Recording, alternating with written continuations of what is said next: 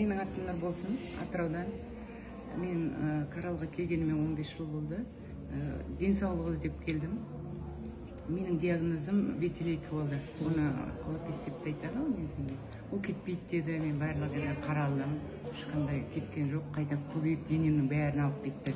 Жаңа көрсеттім. Қайсы фотоңызды көрсетесіз ба? Соны деген не, мен таба алмай қалдым. Сіне. Қараңыздар. Сіздікі прям көп екен, я? Аха, солай денем түгел алып кетті.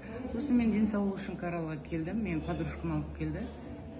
3 рет шақырғанда азар келдім. Соның өзінде мені емдеуге жүрген қандай врач, қандай жер деп. Келгеннен кейін мен өзім түсіндім, бір қатыстым, тек қана неге осындай. Шағын неге қатыстым. Жаңағы событияға қатыстым да, ондай үлкен болған жоқ, ол кезде тек шағын жерге жиналып тек осындай негізі события өткізетін. Сол жерде мен түсіндім, осы Қаралдың жақсы екенін. Сол бойда бір пакет қылып сатып алып кетіп іштім.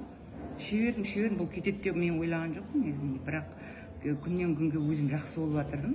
Одан сайын тоқтатпай шевердім да. Содан кейін жыл жарым дегенде осындай болып қалдым.